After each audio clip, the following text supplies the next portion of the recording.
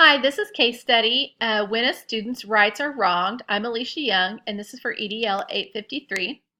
So we'll begin by summarizing the case. This takes place at Nottingham High School. It's the only high school in the school district of Dover. The building itself was built in the 1950s, so a fourth of it is in its original condition. The superintendent there, Dr. Harvey, has a wonderful relationship with the stakeholders, and there are excellent programs and services that are provided to the school in the district in order to support student learning and development. We begin with Miguel Hernandez. He is a sophomore and he was a quarterback for the football team. Unfortunately, on a Friday night, he was injured during the game, and this injury led to paralyzation. So the parents met with the counselors prior to him returning to school in order for support to be provided for Miguel, as he would be in a wheelchair. However, when Miguel returns, his class schedule has been changed by the counselor, and due to a third period conflict and the course not being wheelchair accessible, his biology class was replaced by a lower level science course.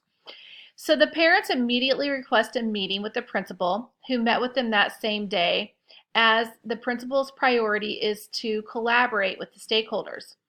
The parents' concerns are that the students denied access to biology and that they were not notified of the schedule change, and they demand that he be reinstated in the biology course. They also bring an attorney with them who feels strongly that the district is not following the Section 504 of the Rehabilitation Act of 1973 and is concerned that Miguel's rights are not being abided to, and that he needs access to the biology class as well as any other services. So some legal issues here are in violation, which is Section 504 of the Rehabilitation Act of 1973. Also, Miguel's access to regular education or curriculum, so a violation of FAPE, and a violation of the Americans with Disabilities Act is also a concern here.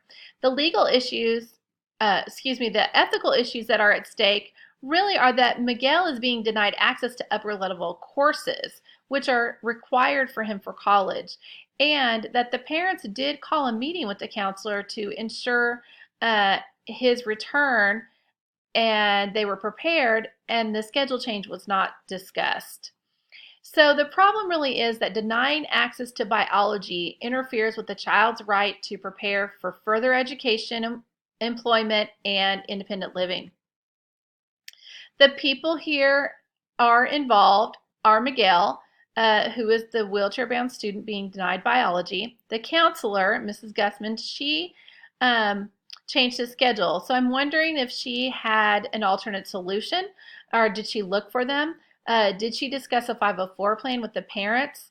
And is she aware of the regulations of the students with disabilities?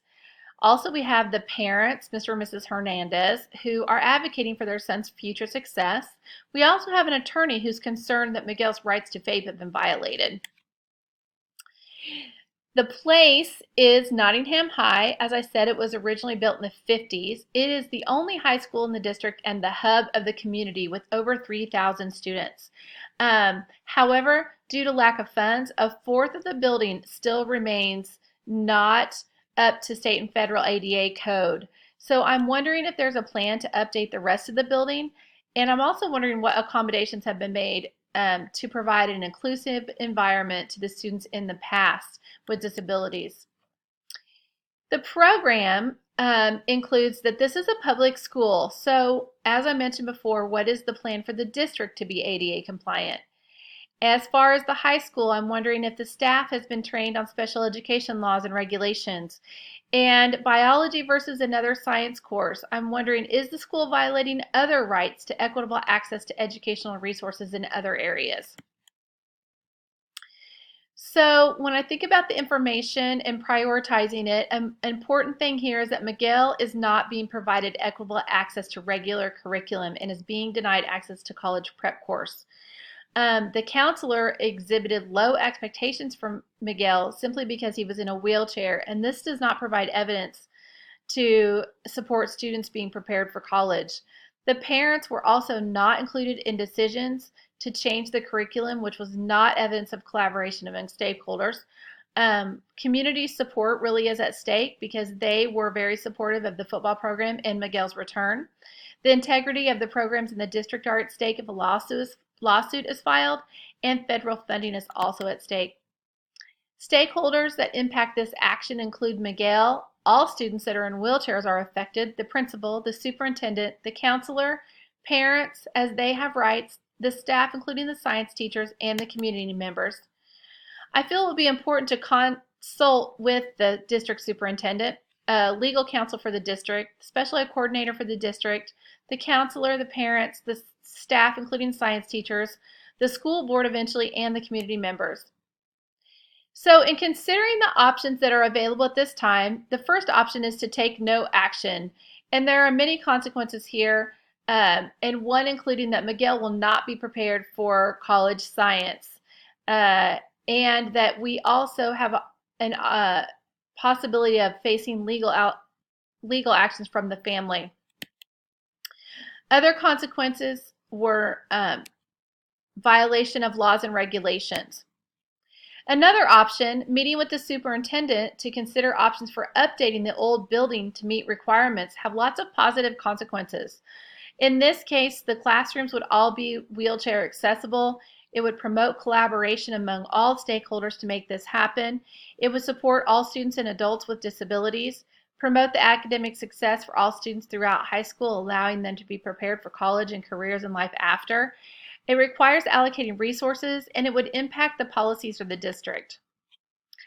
Option 3 is also an idea to relocate the biology course to a wheelchair accessible classroom. In this case, it promotes the academic success for Miguel. It does require collaboration of teachers and students to relocate mid-year.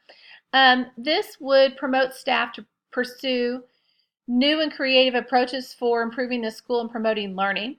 It is unfortunately a short-term solution, and then each year the room assignments would have to be determined based on the needs of our students in wheelchairs. Option 4 is to write a 504 plan for Miguel, which would promote academic success for Miguel, would require collaboration of all the stakeholders. It would stay with Miguel and avoid a lawsuit. Option 5 is to bus Miguel to another high school. Unfortunately, there's not another high school in the district, so he would be going out of district. It would promote academic success for Miguel, but it does not promote an inclusive environment in his current school. It would avoid a lawsuit, and they would have to pay for the transport, but I feel that the community would probably not support the transfer, as he was a local favorite and a football star. So when we think about the pros and the cons, as I mentioned before, there are lots of cons and really there's no pros. And unfortunately, we would be violating laws, not preparing Miguel for college, facing legal actions, and inequity and biases in allocation of educational resources is evident if we do nothing at all.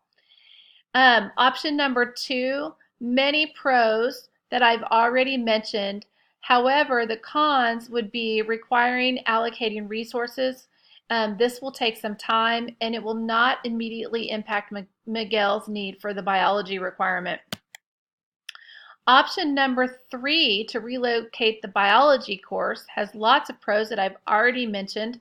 However, the cons are that this is a short-term solution.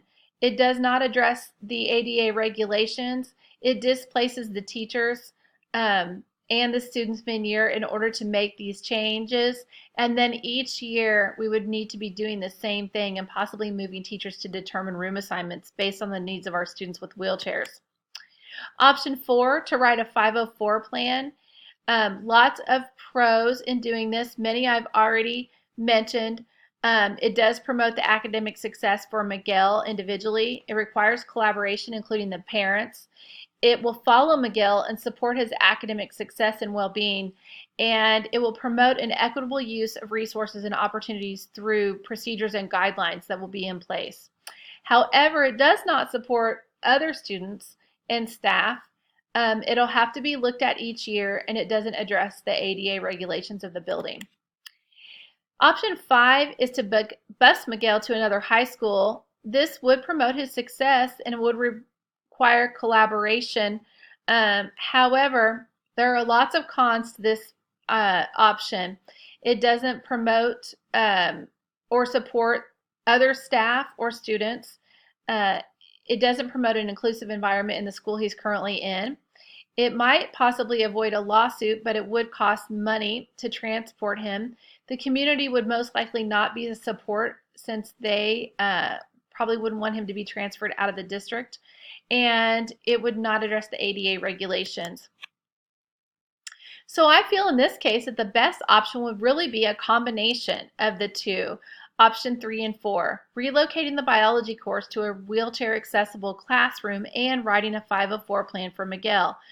Under the current circumstances, these two options work together well to provide FAPE, promote Miguel's success, promote collaboration among all the stakeholders, provide equitable access to regular education curriculum for Miguel, promotes an inclusive culture in our school. There's clear evidence that students are being prepared for college and life after, and it would require communication with all the stakeholders, including the superintendent. So in implementing this particular plan, I would begin by assuring the parents that I will explore the educational resources and opportunities available to meet Miguel's needs, and that I would provide access to all resources and opportunities to support his well-being and the well-being of all of the students. I would then want to schedule a meeting with the parents and their advocate to discuss a 504 plan. Before meeting with them, I would want to have a conversation with the superintendent and discuss options to support Miguel in his immediate circumstances. I would want to define what those procedures are to advocate for equitable access to educational resources and opportunities to support the educational success and well-being of all of the students at the school, including Miguel. I would communicate with the district legal counsel since they brought their attorney. I would also communicate with the special education coordinator about other possible options. And I would feel strongly about evaluating the multiple sources of possible inequities and biases in the allocation of educational resources and opportunities currently in the building and brainstorm solutions for those, including funding to be ADA compliant. So communicating with the school counselor about the procedures, the values, and the school and the district advocate for students' equitable access to educational resources and opportunities is going to be very important because I want the counselor to put the students' needs first. Also meet with the science department to best discuss options or discuss best options to meet the immediate concern, and then meet with the counselor, relevant teachers to discuss a 504 plan. I would then meet with the parents. If the parent would like their advocate, they can have the advocate as well, the counselors, and the relevant teachers to write a 504 plan. I would educate the staff on Section 504 of the Rehabilitation Act of 1973 so that they are aware of any changes that might be coming and why we would be wanting to be inclusive and have accessibility to all of our students. I would work with the building leaders to evaluate other sources of inequities and biases in the allocation of educational resources and opportunities for students in wheelchairs. And I would work with the superintendent, the school board, and the community members to allocate resources to become ADA compliant building-wide. If for some reason that any of those options were to fall through, my plan B would be to explore available options for a biology course, including virtual or online options, possibly through another district, since this particular district only has one high school. So that is the case study, and I'm Alicia Young. Thank you.